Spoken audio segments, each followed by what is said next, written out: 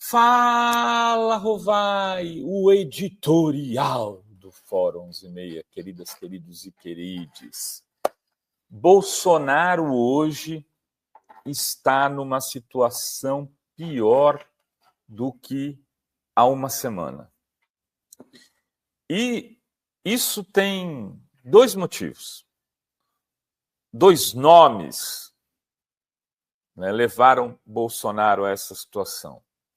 Um é seu filho, Dudão Bananinha, conhecido no mundo político como Eduardo Bolsonaro. Outro é o general Mourão, que foi o vice-presidente da República no governo de Bolsonaro. Vamos começar por Dudão Bananinha, que foi para os Estados Unidos, muito provavelmente porque está de saco cheio de morar no Brasil, queria fazer um curso de inglês mais refinado, pôr os seus filhos para estudar em escola americana, para não precisarem fazer estágio de fritador de hambúrguer lá quando forem morar para lá, já que eles vivem o sonho americano, o American Dream. Eles vivem o sonho de morar, eles se consideram infelizes por terem nascido em território brasileiro. Eles não queriam ter green card, eles queriam ter nascido por lá. A Disneylândia é um pouco a representação do imaginário dessa gente. Ele foi para lá, muito provavelmente por isso, e encontrou Paulo Figueiredo, falou: vamos agitar uns negócios por aqui e vamos tentar transformar a minha presença nos Estados Unidos numa presença beligerante, onde eu assumo aqui a representação, a embaixada do bolsonarismo nos Estados Unidos, para resistir contra a prisão do PAPS no Brasil. E ao fazer esse enfrentamento, ele começou a passar do ponto em vários aspectos jurídicos. Veja, o Pedro Serrano, que esteve aqui neste Fórum 11:30 de hoje, falava o seguinte: a outra vez que eu vim aqui, não tinha elementos, né, para dizer que ele estava cometendo um crime de conspiração. Hoje já começam a existir. E ele pode ser, sim, por estar interferindo no processo judicial no Brasil, punido. O Pedro não é a favor da punição pura e simples de Eduardo Bolsonaro ou quem quer que seja. Também fez esse esclarecimento. Mas Bolsonaro, o Bolsonaro e o Paulo Figueiredo nos Estados Unidos estão falando, inclusive, em lista de ministro do Supremo entregue por eles. Entregue por eles a autoridades americanas para serem punidas nos Estados Unidos. Estão falando de uma interferência dos Estados Unidos na justiça brasileira. E isso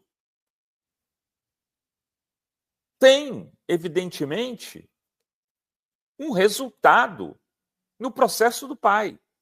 Os juízes que estão conduzindo o processo de Bolsonaro verão essa interferência como mais um crime dos bolsonaristas, que convocaram as embaixadas americanas, as embaixadas no Brasil, antes da eleição, para dizer, para alertar por um possível golpe de Estado que seria dado aqui. Um dos crimes de Bolsonaro é esse, chamando embaixadores. E falando que não havia, naquele momento, tranquilidade em relação ao processo eleitoral, que seria fraudado. Um dos crimes que Bolsonaro cometeu foi pedir a interferência desses países na eleição de 2022. Então, Eduardo Bolsonaro piorou a situação do pai. E também se colocou como alvo dessa operação. Até o momento, ele não estava no processo. Ele colocou-se na alça de mira. Agora está. Agora está. O outro personagem é o Mourão. E aí veja como o peixe morre pela boca. O Mourão afirmou que na semana em que foi depor no julgamento do ex-presidente Bolsonaro, o Bolsonaro lhe procurou com orientações sobre o seu depoimento. Ele pediu, por exemplo, que o Mourão reforçasse na oitiva, que ocorreu no dia 23, na última sexta-feira, nunca ter ouvido qualquer menção do ex-presidente sobre algum tipo de ruptura institucional. Ele tentou conduzir o depoimento de Mourão, segundo o Mourão, em entrevista dada ao jornalista Igor Gadelha.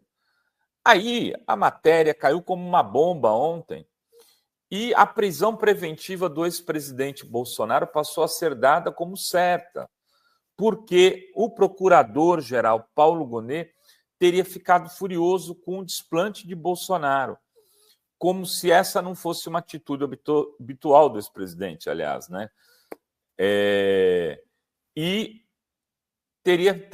poderia pedir o Gonet a prisão de Bolsonaro por interferir no devido processo legal que corre no Supremo Tribunal Federal e do qual ele é réu.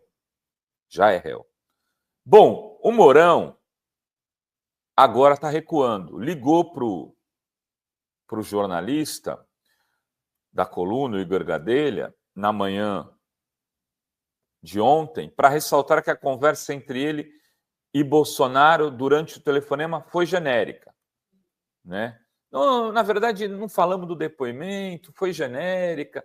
A gente falou sobre o jogo do Palmeiras contra o Flamengo, a ticatá, porque ele sabe que uma quebra de sigilo telefônico pode mostrar que, de fato, houve a ligação. E o conteúdo da ligação teria sido aquele que ele disse. Então, agora ele disse, que não foi bem assim, para tentar recuar. Mas a situação de Bolsonaro piorou um pouco mais. Então, nós temos um Bolsonaro nesta semana, no dia 29 de maio, nessa semana, última semana do mês de maio, em situação pior do que do meio de maio ou do que no começo de maio. Isso porque eles estão jogando e errando no jogo que estão realizando. Eles estão, se isso é um xadrez, como disse o Pedro Serrano, e não uma luta de boxe, eles estão mexendo as peças e elas estão sendo comidas pelos adversários. O Mourão e o Eduardo Bolsonaro, ao tentar falar para defender o mito, o colocaram em situação pior.